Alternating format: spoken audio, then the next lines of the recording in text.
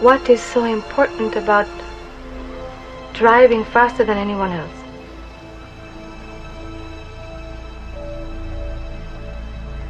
A lot of people go through life doing things badly. Racing's important to men who do it well. When you're racing, it's life. Anything that happens before or after, it's just waiting.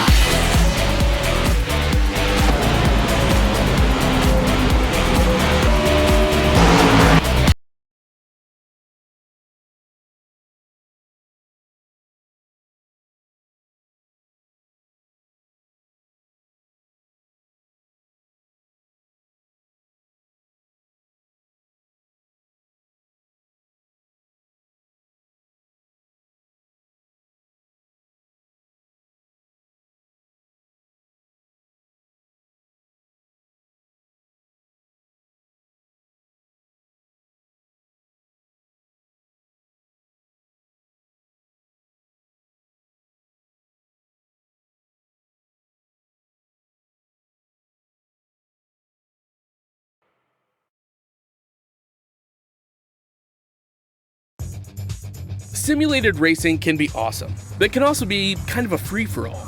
Interestingly, auto racing faced the same problem in its earlier days. Whether it was on the back roads, the beaches, or the city streets, the racing was fun. But there was always a certain level of chaos and danger, until some folks came along and put some order to all of this. Stuff like official racetracks, regulations about weight and equipment, and enforcement of standards. That's what gave us high-speed excitement, fast-paced action, and photo finishes. That's when racing became racing. The guys over at iRacing.com have made the same transformation in the world of sim racing. Sure, they've got the most accurate tracks and realistic cars out there, but that's just the start. See, iRacing analyzes the performance and results of each driver in every race, so you can be sure you're always placed in races where the competition will be tight, and that those reckless drivers who ruin it for us all are kept in the pits. Not to mention that with over 45,000 active members already in their vast community, you can find races day and night, so you can always get in on the action. You can even join a league of your favorite series. And since updates are always automatic, you don't have to worry about software and can focus on the track. Zip up your fire suit and check out iRacing.com.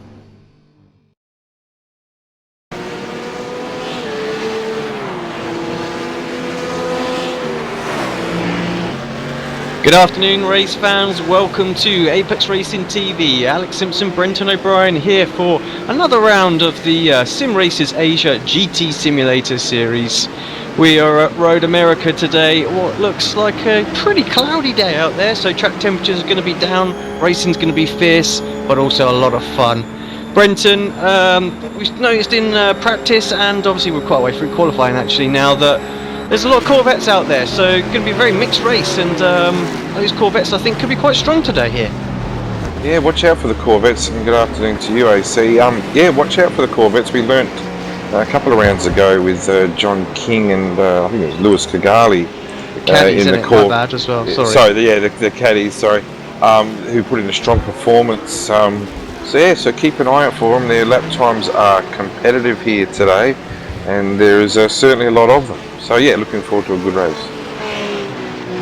Just quickly, before we bring up qualifying stand-ins, let's just take a nose, see how everybody's doing in the championships at the moment. Leading the way, you've got Scott Gray in the Mad Cow Racing BMW from Australia, 123 points ahead of reigning champion, or 2 seasons ago champion, Marcus Lenderman on 117, so pretty close after the 2 rounds.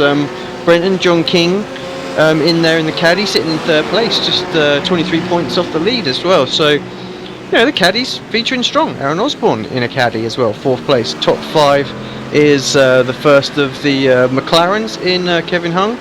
And but he's only on 60 points, so the McLarens seem to be struggling a little bit more against the likes of the BMWs and the caddies showing really strong, and I'd say some of the roughs actually, but not a lot of people driving the roughs this season.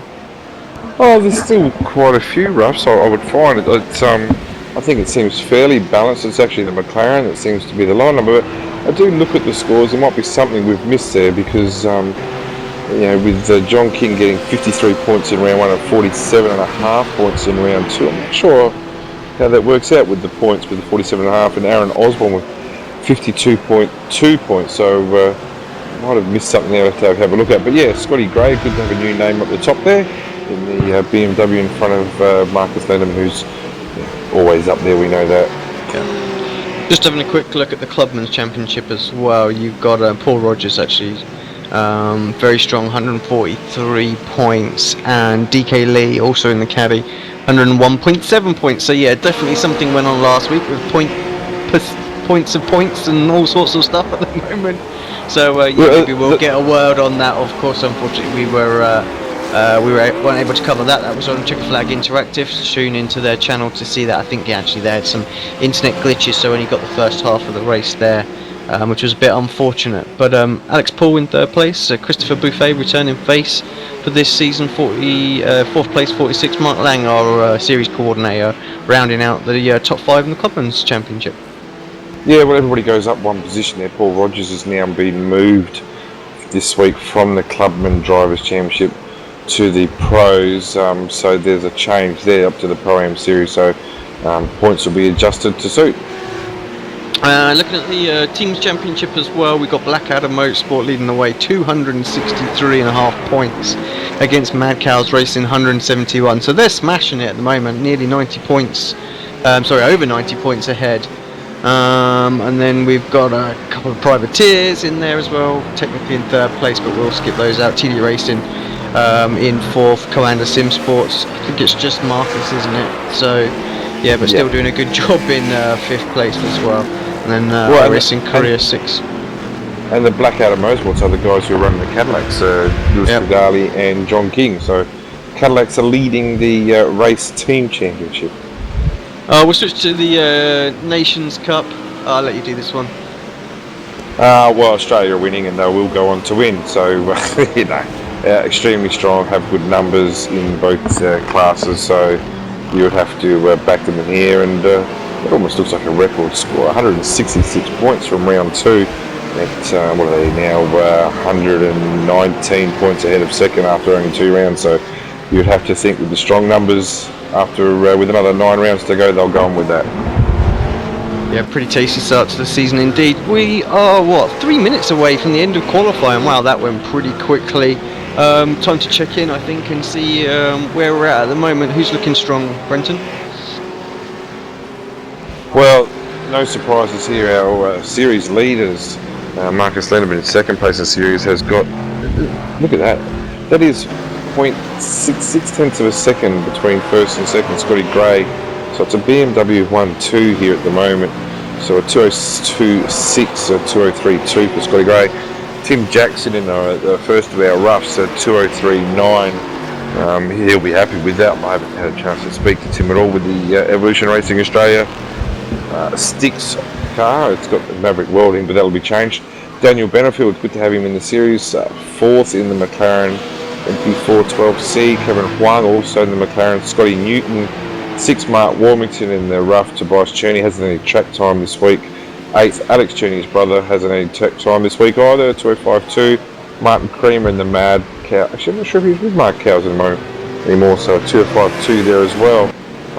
Quite a few starters. I think the first of our Cadillacs, very encouragingly, with a 205.4. So less than 3 seconds off the pace. Lewis Cagali in 13th, which is very, very interesting. Yeah, that's going to be, like you say, it's going to be very interesting to see how that works out right up there already. A lot of drivers slower in the GT series as well, so with the straight line speed they've got, they're going to be very difficult to overtake. Of course, the pit stop strategy is where it's really made up, so yeah, Road America's such a long pit as well, isn't it? I mean, we were talking in excess of 50 seconds lost, I think. So, yeah, I'll tell you what, these GT3s are going to have their work cut out for them today if they're going to win here.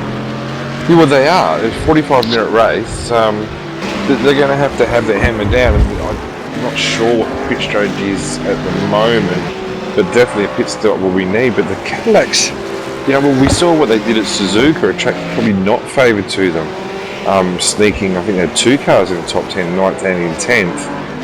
This track here with the long straights and the caddy's going to really be able to open up around here, and we've seen the performance down the straights. Yeah, come race pace with these guys are full of fuel. Apparently the Cadillac doesn't lose that much on a full tank compared to the GT3s. Yeah, that's going to be good to keep an eye on how that fares today. Thank you for everybody that's tuning in, watching this, whether it be live or on demand. It's always much appreciated. Don't forget to hit that subscribe, share this video out there, get your friends, and just let them know that it's going on, especially those drivers that watch it back later on in the race as well. Let's spread the word, let's get this series out there, because Mark does a great job. Season on, season out, I think, and all the interaction he does with the questioners to try and improve this on. It's, we just want to try and build this series up a little bit more if we can.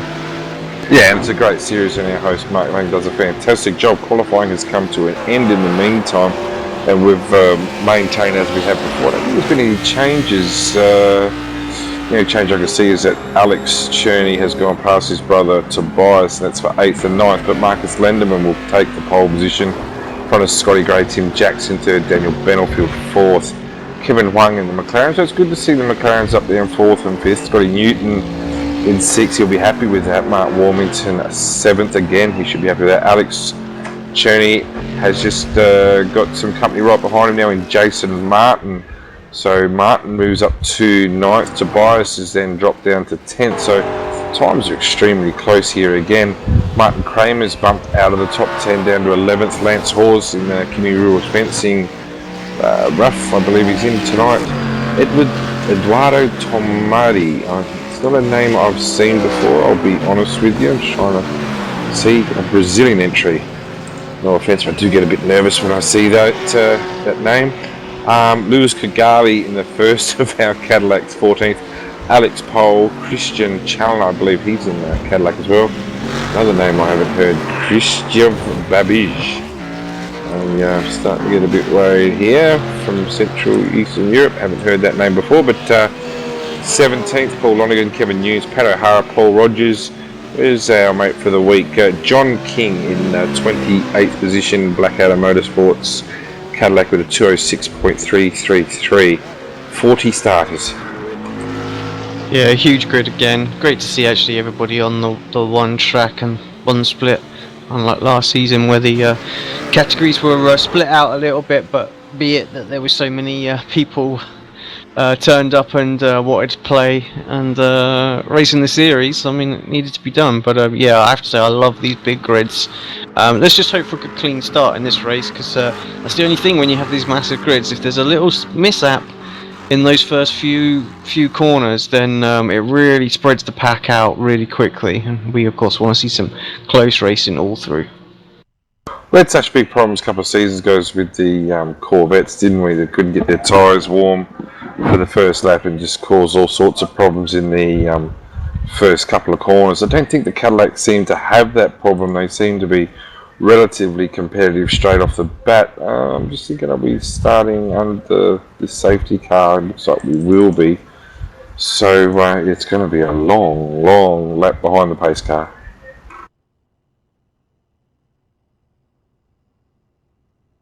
Yeah. So what that does, it gives us an opportunity, to count who's in what car tonight. Lance was in a BMW actually. So yeah, it looks like a fairly even spread field in regards to what makes are here, which is great. Yeah, we'll have a look when they all start to form up. But yeah, I was just about to say, I just don't understand why they start this on the straight. Why don't they start it on, the back straight going towards Canada Corner? We've seen that with so many other tracks. I think even little short tracks sometimes that they start you on the back straight. It makes no sense. I think like Brands Hatch they don't start off the start line. I think it's towards the back or something like that. And yeah, it just makes no sense to me at all. I mean, Spa of course is a huge track, but they start you just before the bus stop. So yeah. Well, it's the same with Bathurst. They started just as the chase, and if you're in a field of cars with this many at Bathurst and starting on a safety car, the leading cars are going across the start-finish line as you're still exiting the chase, so it's a massive advantage, but it's a hell of a lot shorter. This is, what's this, 6.44 kilometre racetrack, 14 turns. The race goes for 45 minutes. It's going to take about, I would reckon, 5 minutes to get around, 4.5 minutes to get around here. 4.5 minutes I'm going to back. Going to create some great photo opportunities, that's for sure. So yeah. Yeah, that's right. Let's see the drivers get their Photoshop skills out. See how good a picture we can get. And post it on the forum afterwards.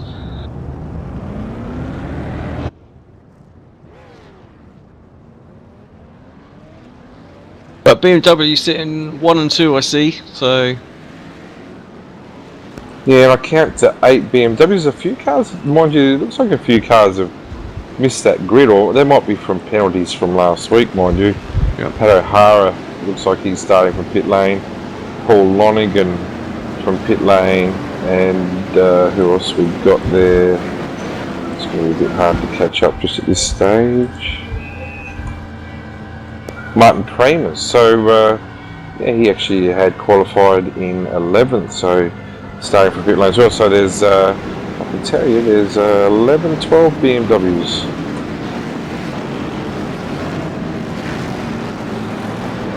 Actually, there's a really good mixture of cars out there right now. So yeah, there is. It's good. Not too many Fords, I have to say, but there are some in there, and there's not too many McLarens. But again, there's still some in there, so it's good to see every car representing. I dare say next season will be the Aston Martin show, but nonetheless, that'll still be fun to listen to that. Yeah, well, I've got 9 Cadillacs out there, so that's a Yeah, that's a good number, isn't it? That really is a good number. So 11 BMWs, 9 Cadillacs, and a partridge in a pear tree.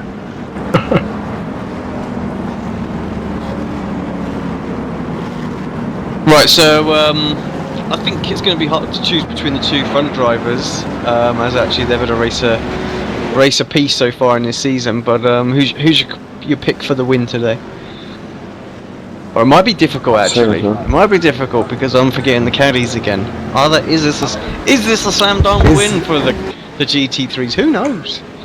I think it is. I still think they'll get the win, but I think you might see a Cadillac sneak into the top 5 with 13 roughs and 4 McLarens. So, what's going on here? Kevin Huang has just absolutely smashed his car. Now, he qualified in 3rd on the grid. So he's going to have some massive problems there because he's hit that wall pretty hard. I don't know. Yeah, there he is. He's coming back through the field now. I'm not sure. Are you allowed to get your place back there? Yeah, you are. Probably can. Let's see if I can get a little. I wanted to try and find that. See if I can get a little replay of that. See what actually happened, and then we'll catch it back live. So just went off on the inside. What was? Yeah. What was that? I think he must have had a program problem, a monitor problem or something like that. But so all the drivers are very polite letting him through. Like if he started from back there, would all the cars, like he's going to be back on grid position now. Yeah, right, that looks like a wheel behind problem, him, doesn't it? Yeah. I'm just wondering, would all the cars behind him, if he didn't get back into his spot, would they all get penalties? Yeah, I think they would. I think that's why everybody's being so nice. Yeah. Let him go. Like, come on, get up there. Let him go. Don't get a penalty. But in regards to your race, look, you can't go past Marcus Lindemann, can you? He was 6/10 up on 2nd place in qualifying. Even then, he didn't have a clean lap. But finally coming up to the last corner, we are 5 minutes 50 into our pace car lap. I'll let you call the start. Yeah, I'm going to go with Lewis to take this win. Curveball winners, but here comes the pace car and Kevin straight into the pits as well. So he's obviously got some damage, but that's going to cost him big time 3rd place. He'll be going. Get ready for the green lights. Marcus is holding everyone. Here he goes. Looks like we've got one of the McLarens get a good jump further back there. I'm not quite sure who that was. Was that Daniel? I'm not sure, to be honest. But it's your boy up into 2nd place there. Yeah, Tim Jackson, Evolution Racing Australia, rough car 999 has got a fantastic start from 3rd on the grid. Obviously, we've had some problems with Tim Ballinger back there. He doesn't sound overly happy. I'll try and check that out. I didn't see it, I must admit. And I can't find him. Here we go. Oh, yeah, he's already in the pits with his Cadillac. And what's happened here? Well, while you're just having a quick look at that, we're just keeping an eye on the front here as well. Everything looks to be going according to plan for Marcus Ballinger. Jackson up into 2nd place. Going to try and hold on to Marcus as much as he can. He's coming under a little bit of pressure from Scott Gray. Scott looks very, very quick, I have to say. Having a little look further back, that was Jason Martin just on screen just for a second there, and for one of the caddies up on screen, that's Paul Rogers. I have to say, it seems to be the Blackadder guys seem to be loving this caddy. There's loads of them out there in the Blackadder colours. Yeah, they've got it wound up, haven't they? They've obviously spent the time tuning their cars, and they're committed to the cars for the series. So yeah, it's fantastic. But what we've got is Marcus Lindemann just stretching his legs here. Jacko's probably just holding up the rest of the field at the moment, just getting that rough settled in. But you've got a rough in 2nd and BMW in 3rd and the McLaren in 4th. So a good mixture of cars in there. But yeah, keep your eyes on that. Where our first Cadillac is that Lewis? Whereabouts is Lewis at the moment? There he is there. Yeah, it's showing him in 12th on the live standings, but I think that's just because Ballinger's 13th. put into pit, so I think actually he'll be a little bit further up when he comes across the line. But he's pretty close to this. Yeah, that's what I was about to say. I think the same thing. You see how close he is to the rough. Will he get a run? Although he lost a little bit of time in that last corner. I think that's where they suffer the most, through those type of mid-speed corners. But let's see how much he closes up. if he can stay in the draft and that the draft of the cars in front, it does make ground, doesn't he? Yeah, it wasn't great amounts, I have to say. There, I expected to be a bit more. Maybe he was just being a little bit conservative there. Didn't saw what was going on and didn't want any piece of the action ahead. He knows his race is very different, isn't it? It's not about trying to overtake people. It's about just trying to be as quick as possible, I guess. No, but the two roughs in front of him were drafting fairly well, so yeah, he's with them right now. Yeah, I can definitely see him closing. No, he does just poke his nose out, maybe just to spot his break-ins in spot just a little better than he would have done if he was tucked up behind the wing of that rough. He's kind of, let's blind your vision a little bit there, but yeah, doing a good job so far is Lewis. We've got our second of our caddies is Christian in 14th place as well now, so he's doing well out there, getting a bit of a sandwich at the moment as well between the GT3 cars. So he's got a BMW of Alex Paul and Christoph behind him, sorry. Yeah. Well, we've got Lewis up in 11th place from 14th on the grid, but I'm interested to see his lap times. If he can stay with these roughs in front, it just looks like he's dropped off a little bit here, and there's Lance Hawes and the BMW is probably going to make a move here. Just not the greatest exit from that. He's still holding it. I need to quickly pick up that Scott Gray's got into second place. We missed that on camera, unfortunately, but Gray's up into second. Jacko's coming under a little bit of pressure from Daniel Benningfield right now, so Jacko's struggling a little bit with the race pace in the rough right now. Yeah, well, I hope that McLaren of Benefield passes Jackson. He goes back to that McLaren like he should be driving. I'll have a word with him later on about that. But the Kimi Drew fencing McLaren Benefield's good to have him back in the series. I don't think he's raced for a while, so he's putting in some real competitive times here from where he started the grid 4th and the grid 14 race. So the top four certainly have stretched out over Alex Cherney, Mark Warmington, Scotty Newton in that group behind him. They're already, well, there's already a 3.5 second gap back to those guys. So, you know, there's a certain, you know, if the top four stay where they are and don't trip over each other, you know, give or take the Cadillacs, you'd have to think there's a good result coming there. Newton looks like he might get a little run on Mark Warmington. Maybe does he poke his nose out? He has a little look. Mark covers it off a little bit. Oh, still there. And actually he's got to be careful he doesn't get a cut back here from that's Tobias stuck behind Scott there as well. So had a little look. Tobias obviously will find his feet as this race goes on, lack of track time, so not sure the setup will be quite where he wants it, but he'll adapt his driving, I'm sure, to the set a little bit throughout this race, and maybe we'll see him progress up a little bit. Yeah, I can't find our mate Lewis at the moment either in our leading. No, you're right. He's into the pits. Yeah, he's down in 34th place. I'm not sure quite what's gone on there, but that's it's not going to be what he wants at all. There's another car coming in as well. I'm not sure who that is. They weren't together, I don't think. So, yeah, unfortunate for Lewis. Not what he wanted. So, yeah, Christian now is our highest placed caddy, and Paul Rogers behind him. Just as we jump on board with Paul, actually, what a great sounding car this caddy is. That's the one thing you can say about it. It just sounds so awesome. Yeah, it does sound awesome, and just such a shame to lose our leading caddy, because, you know, I reckon they were really going to be in there stirring up, but we've still got a couple of good ones in there.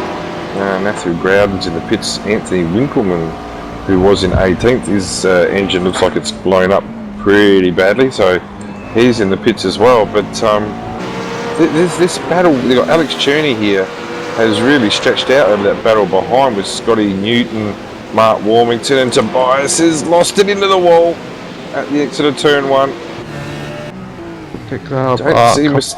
Bar looks pretty much toast. Just take it back and have a quick look at that on replay now.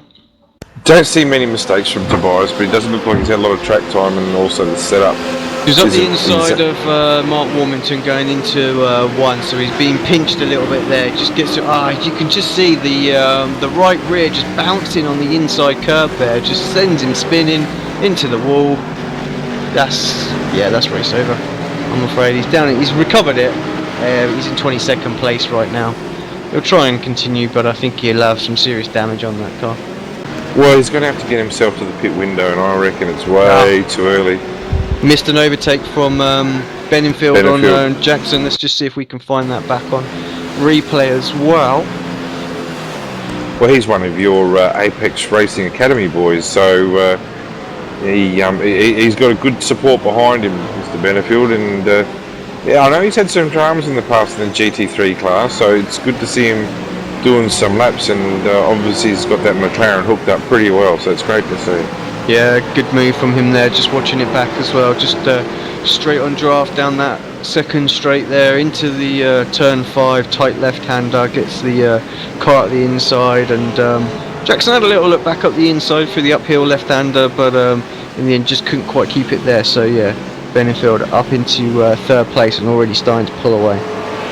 Yeah, well, the challenge for Jackson here is to try and stick with him, because if he can't stay with him in the draft, well, he's going to be a never land. It's Scotty Newton. Have we lost Alex as well now? Have we? Because Scotty Newton is now... Yeah, well, Alex is just running around the...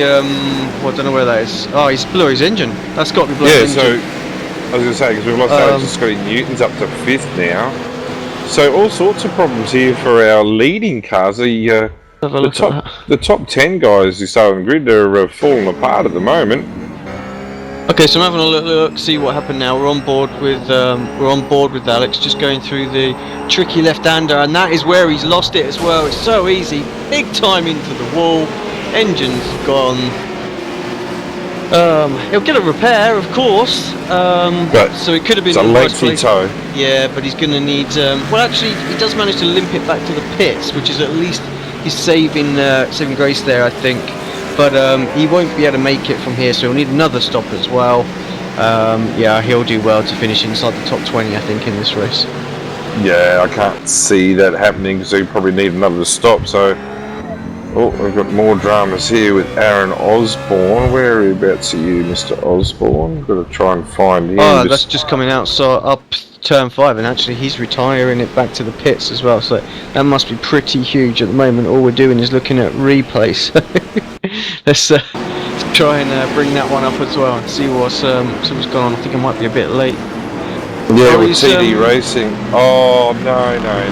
That's that. Yeah, and he should be dirty to that. Anthony Winkleman has had a spin there. What would that be? Turn 3, and it's just come straight out in front of Osborne.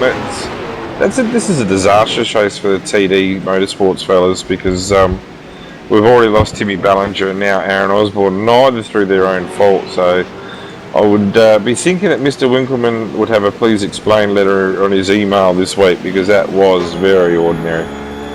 Yeah, one thing you do is you don't go out onto the racing line after you've had a collision, you know.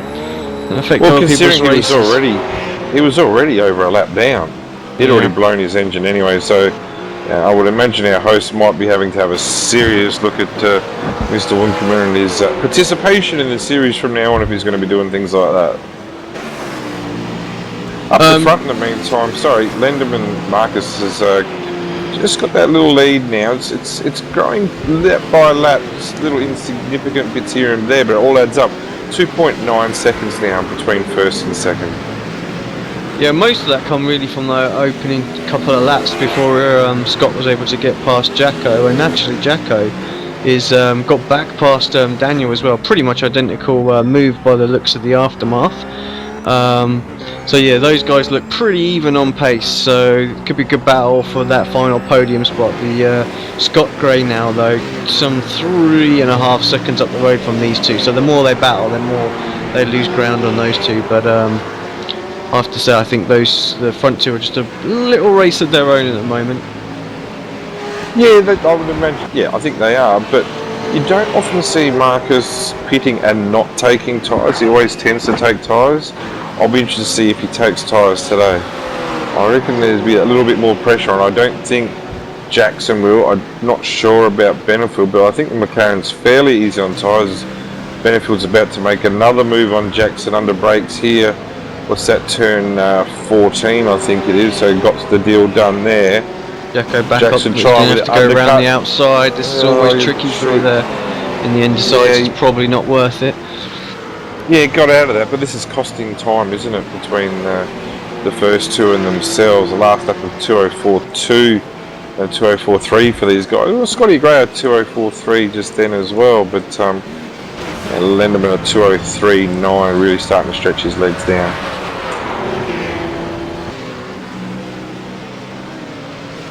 Here he comes again, Jacko, up the inside into turn 1. Nothing between these two at the moment.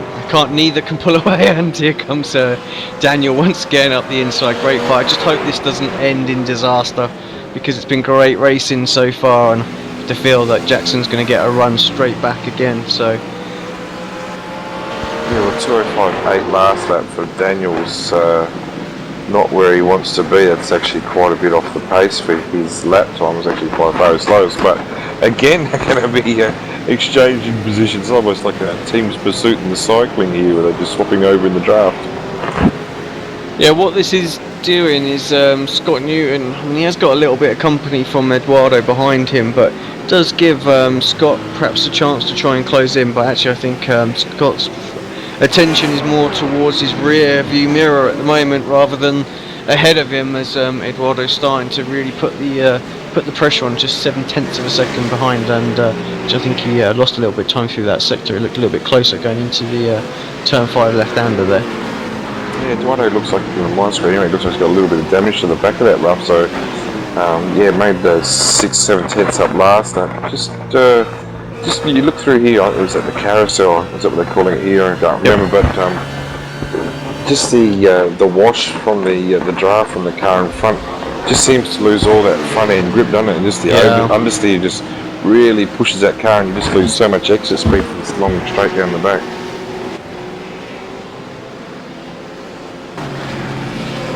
Checking in with some of our caddies. Paul Rogers. We've got drivers falling down here. Who's that? Jason Martin? Or has he all of a sudden jumped back up there as well? I don't know, you just sort of seems to be disappearing through my timing sheet. Yeah, there he is, 30 down in 33rd, so I'm guessing that's a tow at the moment. So yeah, some sort of problem. But yeah, Paul Rogers, and then you've got Christian in 8th place now, on the first of the caddies actually. Doing a great job out there, and he's 27 seconds behind. We've had 15 minutes of this race, so yeah, I really think these caddies are going to be very, very close at the end of this race. Like you said, Brendan, I don't think they're going to win it, but they are only going to be about, I think they're going to be under 10 seconds off the lead. Well, they're only, we're talking about Christian here. He's only 10 seconds off of 5th place right now, so you know, he's looking extremely solid. Oh, another car off here. Who's that? Oh, that's our little mate Eduardo. So Eduardo's made a mistake on the exit of turn 2 as well. So this is what's happening. The caddies in the hands of Christian, just punching out good, consistent laps. Try and keep it mistake-free. Try and stay race-free. Just keep your laps going. And let all these GT3s trip over themselves, and that's exactly what they're doing. So we've got Christian there, and we've got Paul Rogers in the Blackadder Motorsports caddy as well, and we know what good job he did at Suzuka, coming 10th, I think it was. So and he actually came in really strong, if I remember, compared to his teammate Lewis last race. So he back ends his race pace pretty well. So he just actually made a game past Eduardo then, and he's right in the mix with these two blue flag racing roughs as well. So right in the mix, these caddies, and you're all over. I think you're going to be picking these guys up the front. Yeah, I just Paul's obviously teammate is our sort of featured driver today as well. So John King, I believe you got a few little stats and info about John you might be able to share with everybody tuning in. Well, I love this sort of thing. Our spotlight for today is on John King, and it almost sounds a bit like a dating service, but he's 58 years old, he's currently retired, don't he? Look, John's, he's had a lot of experience here, and we don't know the ins and outs of all these drivers, so it's just great to get this information, but he's one of your boys. He's born in Liverpool and lives in South Africa now, or has lived in South Africa, but he's actually moved to Malaysia. Whilst he's there in Malaysia, he's been dominating the Rotax Veterans category of the karting, and the Rotax DD2 category. So he's actually represented Malaysia twice in the Rotax Grand Final. So he actually has run a kart team for a while, and he's actually trained drivers there as well. So here he's in 30th position at the moment. Solid performance. Well, I think if he keeps on track, he will only go up from there. He's had a pit stop, it's worth pointing out, so he has had some dramas today. I think there was a bit of netcode errors behind the pace car on the start. I think he was involved with that. Yeah, there's been a few little problems. Got a few more stopping now. I think that's Eduardo's in the pits as well. Yes, so his little issues obviously forced him into the pits for a stop as well. So yeah, but yeah, good on John. He's going to be strong throughout the rest of this season for sure. Doing great in the championship as it is right now. You know, sitting third place, so the top caddy. So yeah, not the race he would have been hoping for. We'll see how it pans out though. But it just shows you how diverse the series is. We've got guys like Marcus Lenderman, who's out in front at the moment. He's 15, I think he is, and we know he's got a great future in front of him behind the wheel. But we've also got guys like John King, who have done a really good, solid job in real life in the karting series, showing his experience and bringing his experience to training the juniors in the karting world in Malaysia as well, and may have done a bit over in South Africa as well. So, you know, just such a diverse range of drivers. You know, he's 58 years old, and he's probably very much like me, wishing he discovered iRacing that much earlier. But yeah, this shows you what's available here.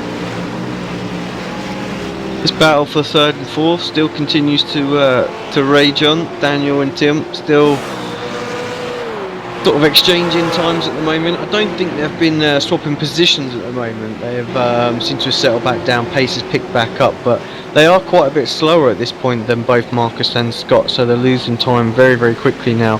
And actually, it's worth pointing out that Marcus had a really, really terrible last lap, a 106 flat, and lost 1.2 seconds to Scott. So Scott's trying to put the hammer down right now. I don't know if that was a back marker or a little mistake or something from our leader at the moment, but he's putting himself under a little bit of pressure for sure by whatever happened. Yeah, and we've also just had a major problem with our Evolution racing car with Tim Jackson. Just got in the power too early out of turn 3. Punches it into a wall pretty hard. That front's going to be missing, and he's going to be losing a position straight away to Gary Fishwick. Oh no, Gary's going Scott, around. He's Scott already Newton. a lap down. So Scott having Newton, a great drive. So Jaco's, what are we, lap 10 now? So you would probably imagine, what are we, 26 minutes in, you'd imagine that the pit window would be very close to being open if you can get that thing around. But have a look in the guy in 7th place at the moment. I just switched the camera over actually because still only 30 seconds behind. I would think pit stops are due very soon. And doing a great job, and actually about to have another spot here. There he is, 2 places in one. Well, I believe that Lance Hawes done there? I've got no idea. They're all over the place. And they're wrecking. That was pretty bad by Lance. You've got to have a look at that. Yeah, let's take a quick. I think perhaps Tim caught him out. He didn't expect him to be so slow, but yeah, he was all over the place, wasn't he? No, I think Lance was. Let's have a look. Lance was trying to get into his draft or something, and probably didn't know that Jackson was actually going slow. He ran wide through the kink, like you say. Tries to pick up on the draft and realises how slow he is. Gets boxed in behind Tim because obviously Christian's coming past. And then Jackson's gone, well, better get out of the way, and they've both gone the same way at the same time. Yeah, just made a mess. Oh, it's not great, And a few other people got involved, unfortunately, yeah. Well, that's got Alex Pole involved, and he's gone, and he's been completely wiped out. It was unnecessary by Lance, it has to be said. That was pretty ordinary, but I think he realised it was a slower car. I think that's the problem. Lance made his mistake.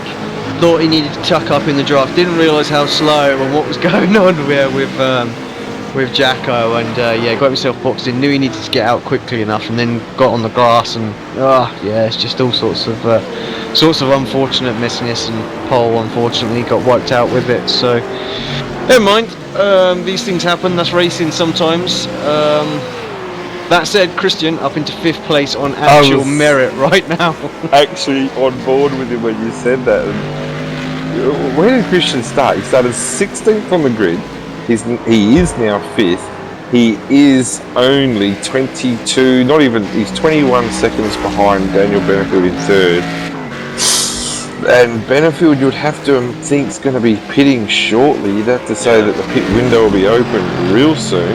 Well, right now, I think he's going to come out 18. I think Marcus is going to be 18 seconds behind him, as he is right now. If Marcus is pitting now, so. Well, yeah, we're about to find out. Marcus and Gray in the pits. Benefield in the pits. So I hope that's a good pit entry for Benefield, because the great relay. Scotty Newton has made a mistake in the second last turn. He's got some damage to his car as well now. So this is just working. Yeah, you don't like to see others make mistakes, but this is working beautifully into the hands of our leading Cadillac. Yeah, I was about to point out, so Newton limping back, but let's say there goes Christian as well down the straight, so they're still in the box, is Lenderman. So, like I said, well and truly in the lead. If they don't need to stop, then I'm telling you, this is going to be quite difficult for Marcus. And if he's not taken tyres, so he's away, he hasn't taken tyres, Gray's not taken tyres either, neither is Daniel. So, pretty quick stops all around from everyone. So tyres not normally too much of a problem at Road America. It's all about obviously those 3 straights really, and the slow infield sections. So what are we looking at? I'm waiting for the gaps. Really significant for the first time ever in the Simulators Asia series. We have a Cadillac leading. And second. Not only leading, we have one in second. It just reminds me back to when Sauber won their first race, was it the Canadian Grand Prix Montreal.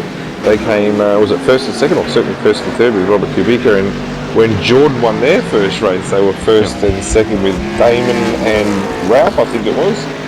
So,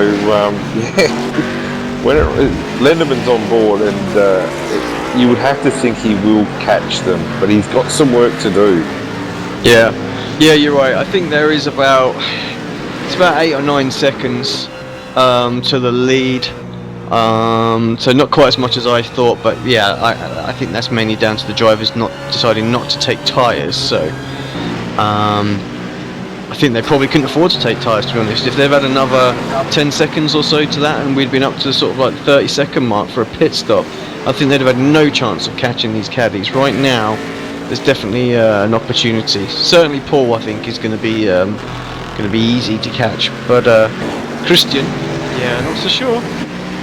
But it really forced their hand, didn't it? And, although Christian's had a bad lap that last lap as well. Yeah, but that was with everything that was going on, wasn't it? That was that 208 lap. Yep. Was with absolutely all that carnage that unfolded. Let's see what he does as he crosses the line this time by. Yeah, back to Planet Earth with the 206 sits there, and he's just punching out some really good laps. Rogers at 206.4. So I'd love to might do a lap with Mr. Lenderman later on when he's a little bit closer to Rogers, and see where that BMW is quicker than the Cadillac, and let's see what kind of length that the Cadillac can stretch out the BMW on the straights.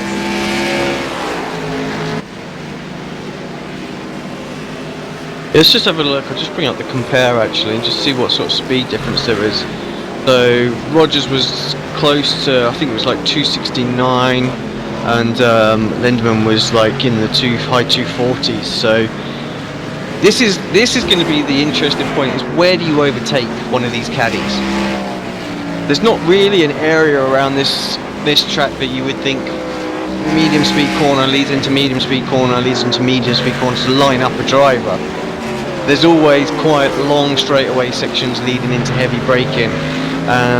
Yes, they are better on the brakes of the GT3s, but are they going to get enough of a draft coming out of this carousel, going through the kink and into, say, Canada Corner? We're about to find out. Oh, no. Sorry, I was just... and I think you're right, that's the spot to do it, but Mark Lang, who had just made his way up to 11th place in the Cadillac, our host, has just punched the wall really hard on the exit turn. He's had to have a quick tow back to the pits. I was actually just about to say how well he was doing, and I'm just sick of it. Sick for him because he was doing really well. Overtake in the end, Brenton. Sorry. Yeah.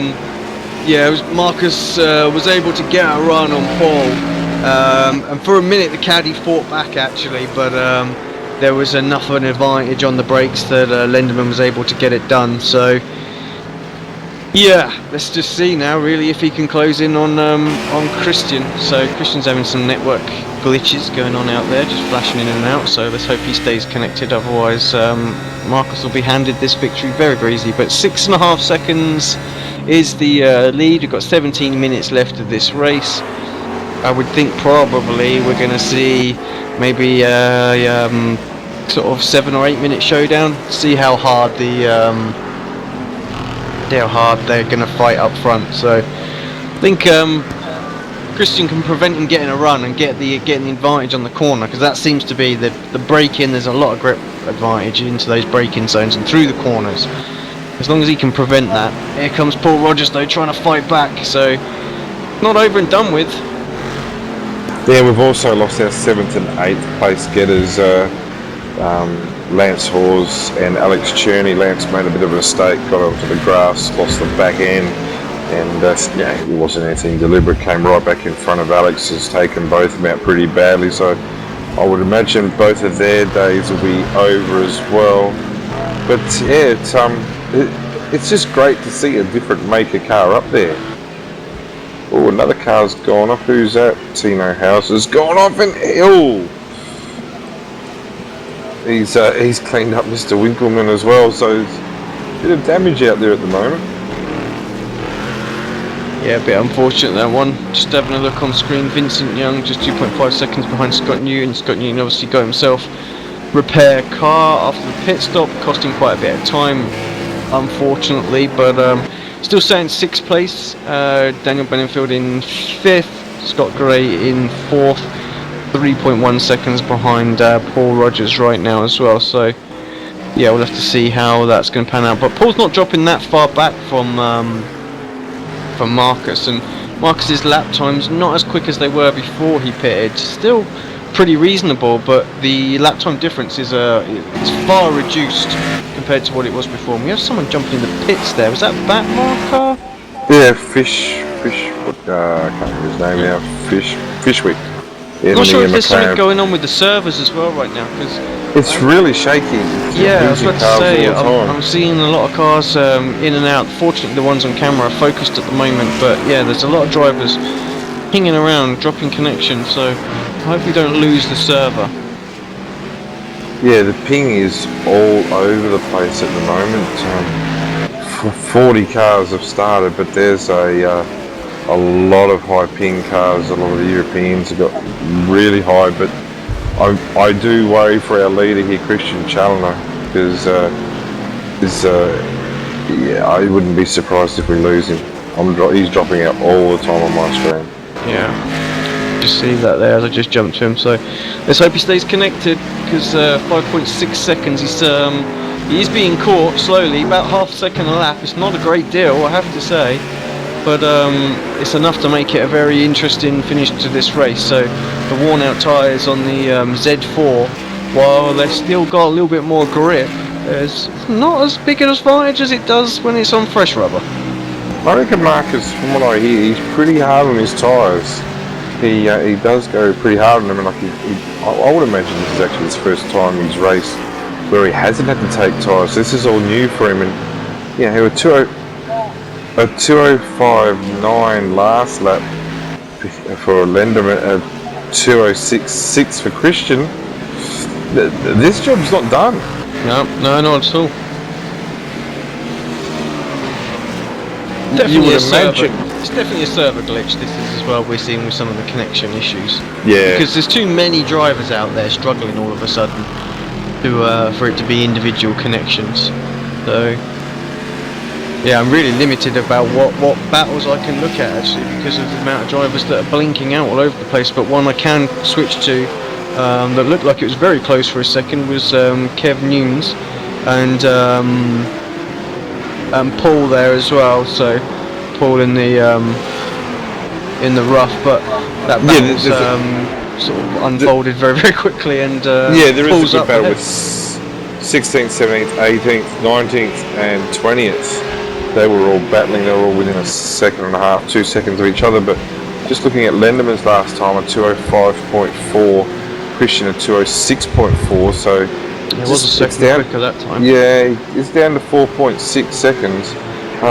But as each lap goes by, Marcus must be getting that much more nervous, and I think Christian's going to put up a fairly decent fight here. It's a shame that Paul wasn't able to hold Marcus back that a little bit longer. Probably showing a bit of bias there. Good luck to young Marcus, but it's great to have a race, and let's face it, we're holding our breath to see if this Cadillac can stay in front. Got Gray as well, closing in the back of Paul Rogers, so caught up quite a large amount that time. And actually, Scott was the quickest of the top 4 drivers out there, so 2:05.3. So Scott's on a little bit of a mission, trying to close in on Marcus. He is some 5 seconds behind now, so too far back, I think, to make any much of an impact at that sort of closure speed. He needs more like half a second as well, I think, if he's going to try and catch the kind of SimSport racer driver. Yeah, but I bet you if you offered the Cadillac drivers a top 5 position at the start of the race, they would say thank you very much, we'll take that. So at the moment he's still got his nose ahead. We're at the end of lap 16, starting lap 17 now. See, it's a weird, my timer's not working properly, saying we've only got 5 minutes to go. I'm not sure. Yeah, that's we've right. got 11 minutes according to my screen, so yeah, I think that's because of the long pace lap. The iRacing one starts early, doesn't it? It's a bit frustrating, but yeah, so 10 minutes 45 seconds it is right now. So another second then for Marcus there. So the way he's going, another 3 laps, another 6 minutes to be onto him. So whether Christian can hold him off for about 2 or 3 laps, that's going to be the question. But Rogers has done a 2:06.1 last lap, so he's actually the quickest of the caddies out there at the moment. Scotty Gray a 2:05.3, so I can't see Benefield catching the caddy in front. So you'd have to think that the way it's going to stand, there's going to be 2 Cadillacs in the top 4. Yeah, I think you're right there, which is a great job. Just hearing actually what happened to Lewis as well earlier on. Obviously, had you could say he was about 5 seconds ahead of Christian when he had his little moment. So apparently he had a bit of a hardware issue, so hardware failure caused him to crash off on lap 2. So yeah, gutted for him. Just think where he would have been now. We'd have had 3 in the top 5 right at this point. But Paul. Coming under pressure up the inside, down straight through. Yeah, I wonder actually if Paul even bothered to fight that there. So, or perhaps just didn't have enough rubber to keep it close to the inside there and stop the move. I mean, the only way you're going to stop these BMWs through those sort of corners is to keep it tucked up to the inside, make it go the long way around. But straight through. Scott Gray up into 3rd place now. Marcus just doesn't look like he's gaining, there's no doubt, but he just doesn't look like he's gaining enough. I'm sure he is. I'm sure he's got his race pace under control here, but he's having to work pretty hard here. Yeah, so the longer he runs as well, you've got to remember the worse his tyres are going to get, so he's starting to pound them right now a little bit. Well, amazingly, lap 17, Christian has just done his fastest lap of the race at 2:06.2, which is 8 tenths off his qualifying lap. So lap 17, his fastest lap, and Lenderman only gaining the half a second that lap. So if Challoner can punch out, 2-3 laps in a row, 2:06.2s, tell you what. Just not, yeah, you're right. I just think he might not get there. This is, Well, he's got to. Where's he going to pass him? Like, we've seen the move he's done before, and we've seen the move that Scotty Gray did on Paul Rogers. It's that carousel. That's the one, isn't it? Kill caddy in comparison. That carousel lines them up nicely to be overtaken. So, as long as he can keep that inside line covered off so that he can't stick his nose up the inside, then I think might have enough horsepower to force him to the outside of Canada corner, which is not easy to pull that move off. But you're right, I think he's going to get maybe 1 or 2 attempts at it, is Marcus. That's all, 7.5 minutes to go. And knowing Marcus, he will make the most of any opportunity he's given, but Christian's got a couple of lap cars in front of him who are battling away as well. Phil White and Alex Chung battling away in their BMWs there, and you know, probably the last thing they'll be expecting is a Cadillac coming up behind them to lap them, and that Cadillac just happens to be leader of the race.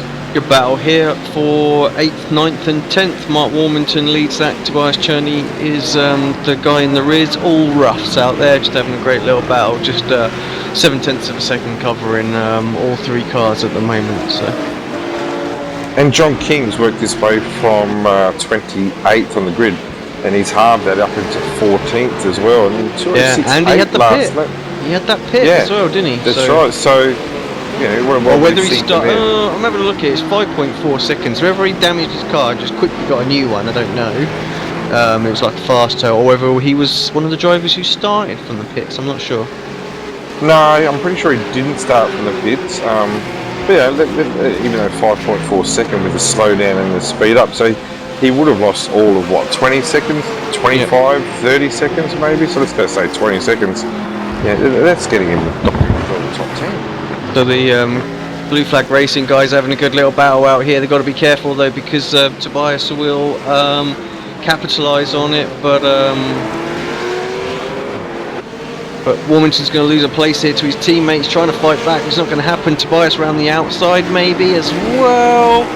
That's not going to be easy, but I think he's no, he can't quite hold on, and we've got Backmarker getting involved as well. This time though, Tobias surely will get a run on Mark. Yeah, got a good run here and the job will get done. Mark's got a bit of front end damage to that rough as well. I'm pretty sure he has. He looks a bit slow in a straight line as well. That was far too easy for his teammate coming into Canada corner, and Tobias as well. So. Yeah, so some front end damage that's going to obviously cause some dramas to his car in a straight line, but just trying to jump on board with Christian again. He's really jumping in and out badly at the moment, but a 2:06.3 last lap. He's got past one of the 2 lap cars.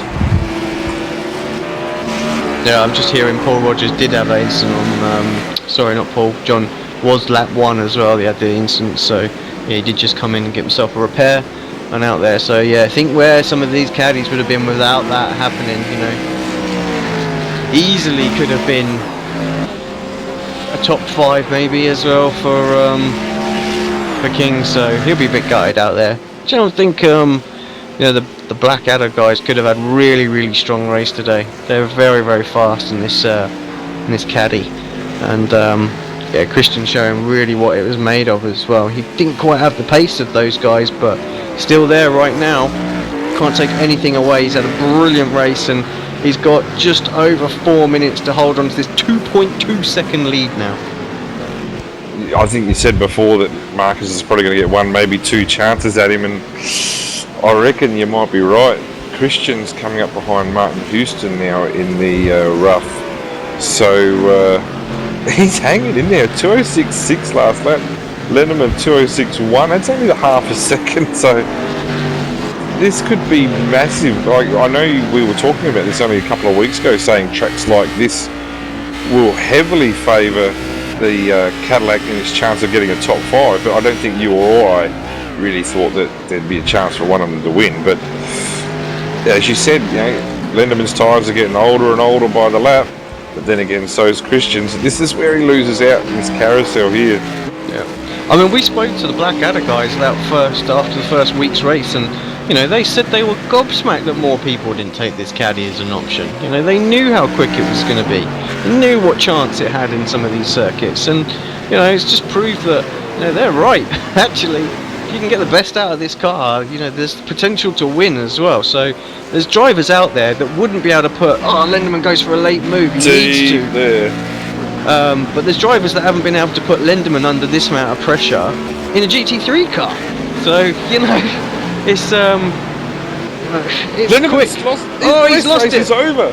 This race is over. Where's Scott Gray? Here comes Gray. He's a little bit further behind, but he might get No, a run. No, he's not. There's a back marker between them. But yeah, you're right. That is it. There's just going to be no time. Pushing to the absolute limit was Lindemann there, and couldn't quite keep. Oh, lost the server for a second. No, we're back. Back. So a gain of a second by Christian there, and we were just talking about pressure on Lindemann, and at the end of the day, he put it into a wall. He's racing hard. And he's still trying his best. There's no doubt about that. But I'm calling it. If Christian can bring it to the finish, I'm really hoping that we get to have a chance to have a snappy interview with him at the end of this race. Yeah, absolutely. The server went nuts there for me. I don't know about you. It was yeah. It's been going nuts all night. It was crazy there just for a moment. Hopefully, yeah. Right, where are we then? Let's just have a look at some of the other battles. Actually, everything else is spread out. The closest other battle is between Chris Buffet and Kevin Noon down in 23rd, 24th, just half a second. But we'll stick with this front because we just got what will be probably 2 laps left, I think. But 3.2 seconds was the gap as they crossed the line. Down to 2.7 on live timing. So Marcus is pushing hard this lap, but it's just not going to be enough, I think.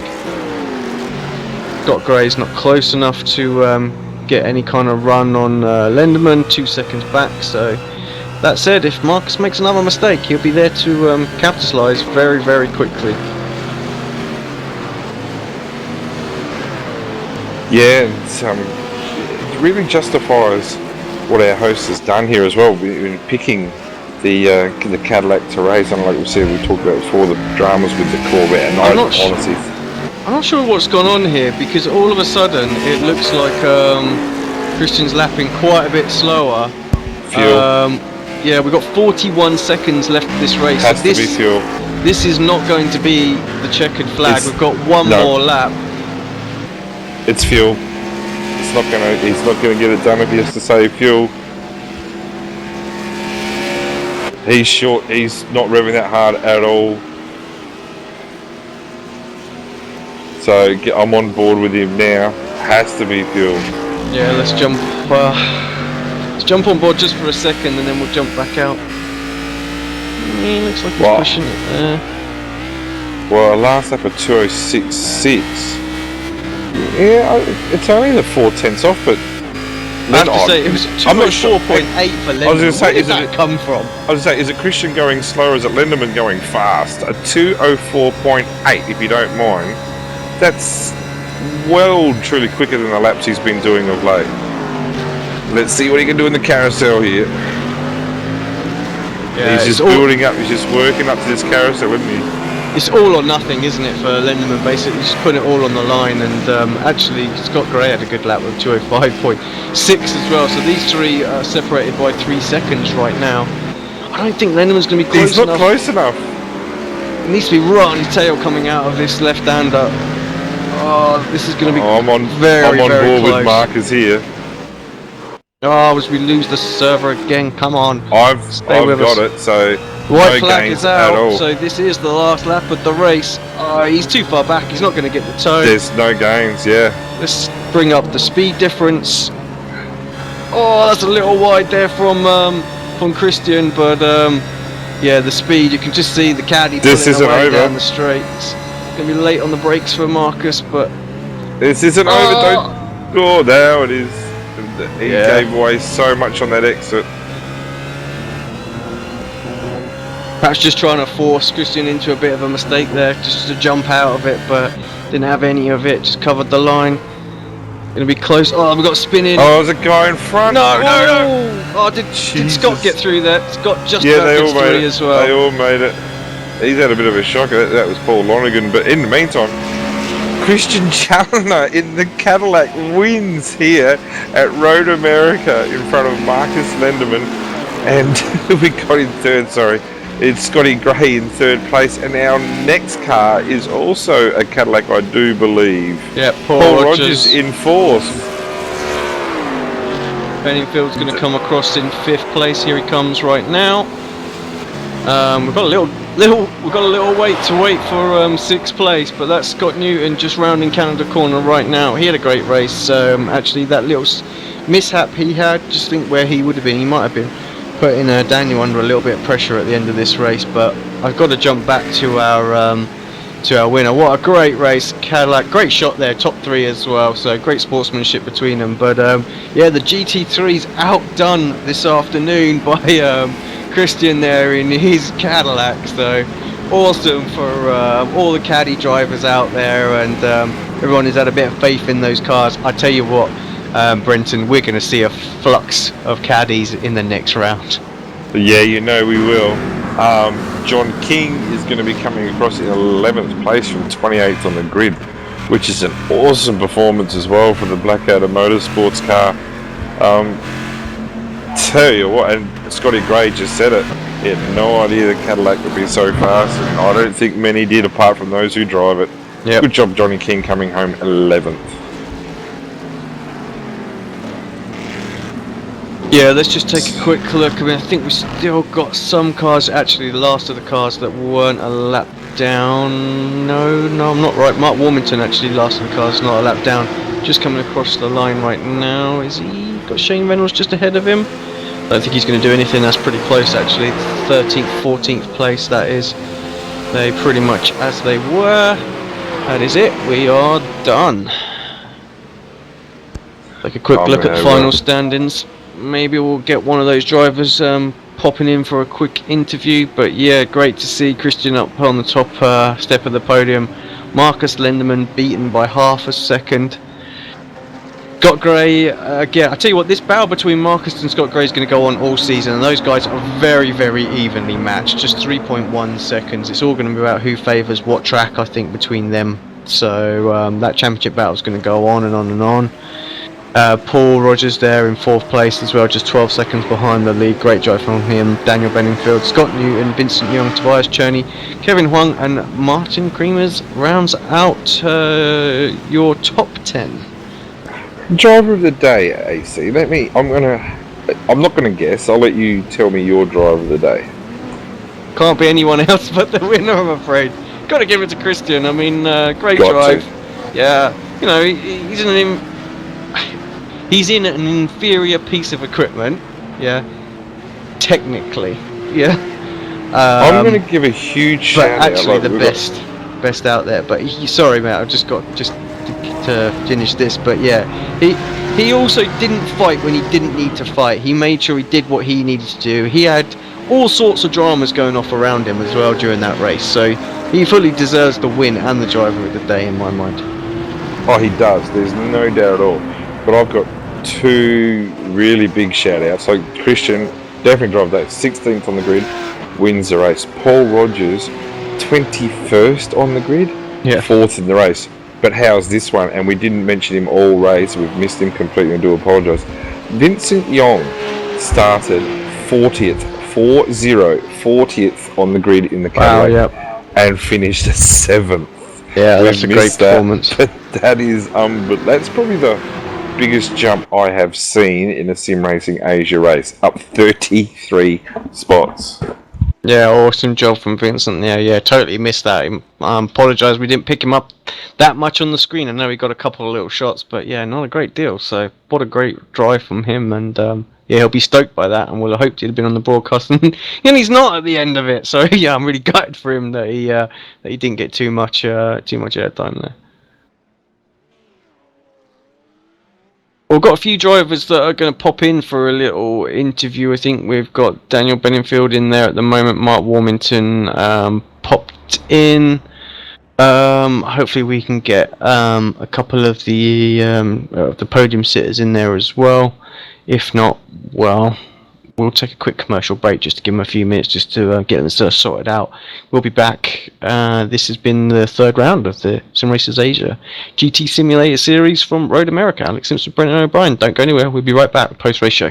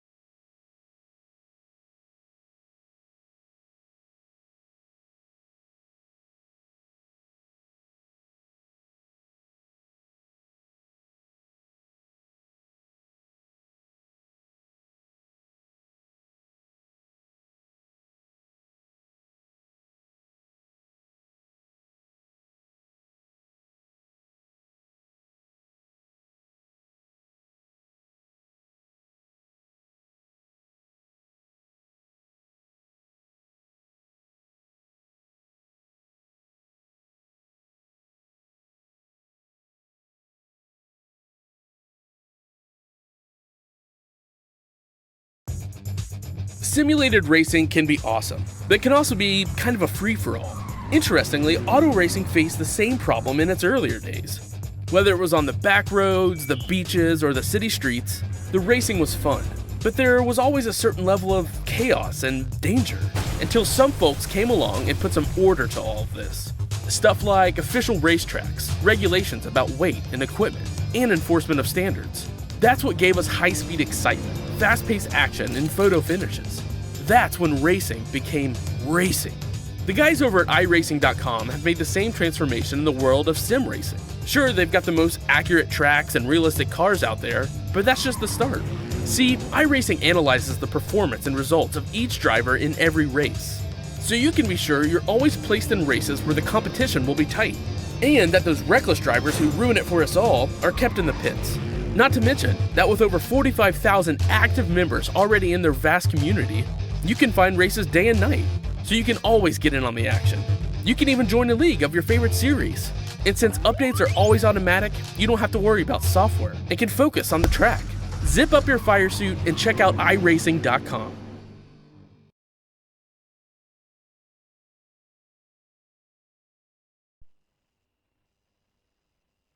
Welcome back to Apex Racing TV. Those drivers who are tuned in on the broadcast and just want to know the link, for some silly reason it won't let me post it, so stick in TS, that's Tango Sierra, .apexracinguk.com, and the password is a capital A, capital R, capital L, 2010.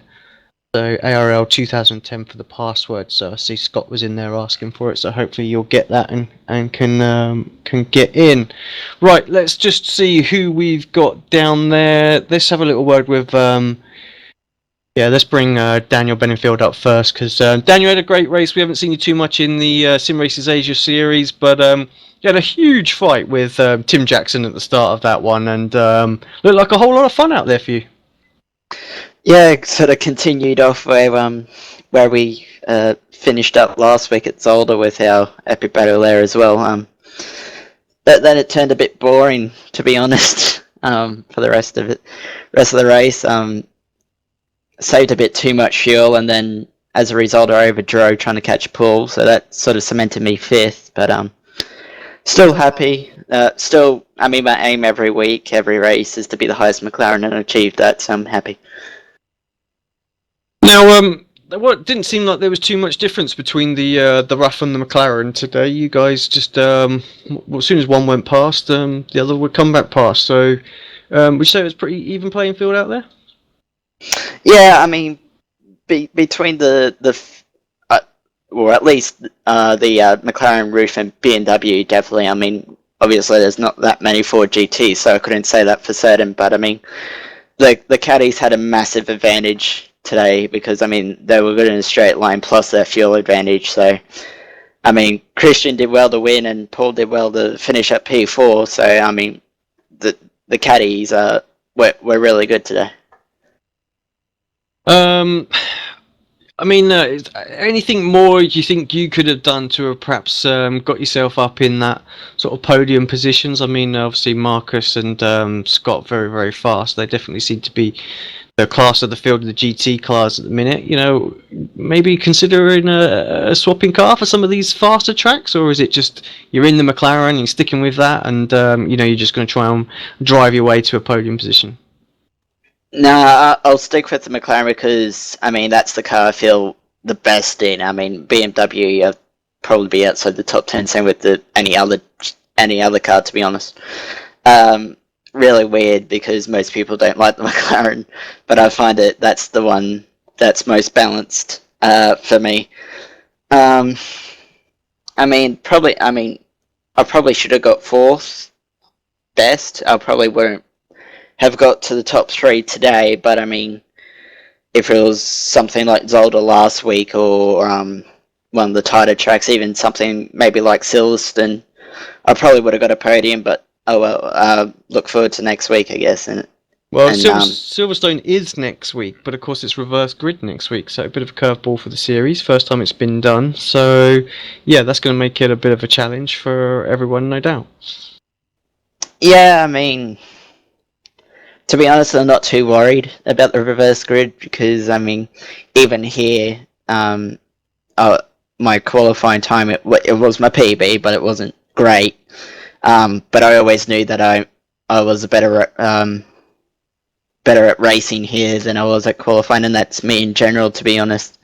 So still pretty not worried as such about the reverse grid next week. Brenton, anything quickly for Daniel? Yeah, Dan, good job tonight, mate. In 5th position, mate. Be happy with that. Mate, the McLaren, do you find it difficult to set up, or you seem to be getting on top of it pretty quickly? To be honest, I mean, it's obviously not the easiest. The roof and the BMW are definitely easier cars to set up, but it's not that bad. I mean, normally, I take Tim Olsen's setup from the forums because his driving style is very similar to mine, and very small tweaks of that setup are normally what I end up with come the races and the qualifying. And the Kimmy's Rural Fencing team seem to be going from strength to strength. I know, I think your teammate Lance had a few issues tonight, but generally the team seems to be going pretty well. Yeah, I mean, our GT3 side's a little depleted after the last season, but still got some of it there, and particularly the V8 side, those guys are going strength to strength as well. Guys aren't having the best of luck in SEK, but they're getting around that. They've got some pace to show, and I mean, they just need a little bit of luck to go their way.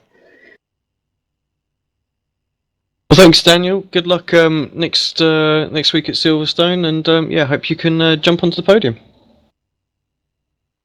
Yeah, thanks, Alex. Daniel Benningfield there, Kimmy's Rural Fencing in the McLaren MP412C, representing Australia. Bagged up a load of points for you guys there, Brenton. I'm thinking we're probably going to grab Scott Gray up. Obviously, one of our championship contenders, had a great race today. Got himself a podium. A little bit surprised I hear Scott with the pace of that caddy out there today, but nonetheless, a podium. Just a few seconds behind Marcus. Looks like you guys are in for a good season-long battle. Yeah, hey guys. Hey Alex, Brenton. That was a crazy race. I was not expecting the caddies at all. I came out of the pits and saw that I was only 4th place. I was expecting it to be 2nd, like every other race. And yeah, 2 Cadillacs ahead. I knew it was game on then. But the rate we were closing on them was much slower than I expected as well. But obviously created a pretty exciting finish for everyone there. Well, you can answer us a question, actually. Yours and Marcus' pit stop times were roughly about the same. Did you take tyres? Did you have fresh rubber out there, or did you just decide to skip the tyres and just go at it straight away? No, that was purely fuel only, so the full 46 litres. If you do tyres, I think it's about another 15 seconds, so it's not worth it at all. Yep, sure.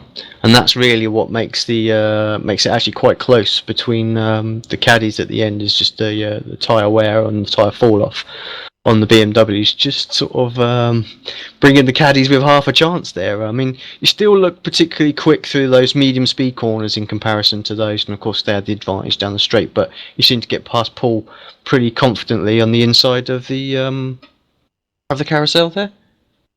Yeah, I actually wasn't even trying to make a move on him there. I wasn't sure if he was on limit of grip or if he let me go, so Paul can probably tell me about that later. But yeah, I'm not really sure. I just put my nose in the inside and he moved wide and I went through, and that was that.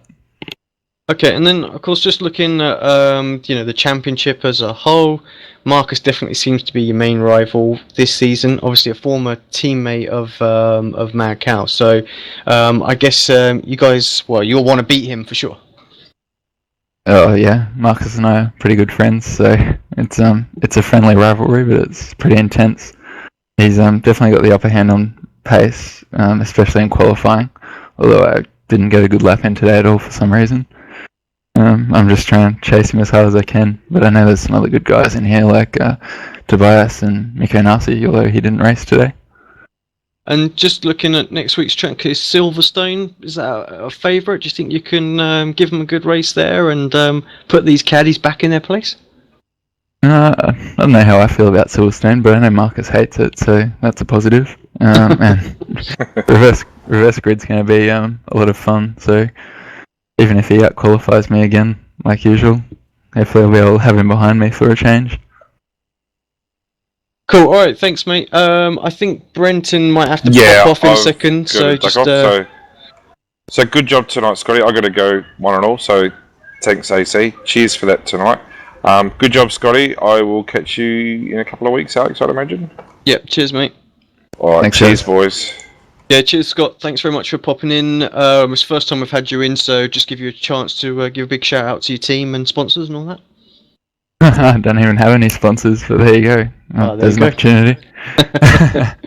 Yeah, thanks for the Mad Cow team for support, and thanks for everyone who organised this race, particularly Mark Lange, for putting the whole series together. It's really well organised. And I'll see you guys all in the coming rounds. Thanks. Cheers, Scott. Thanks, mate. See you next week.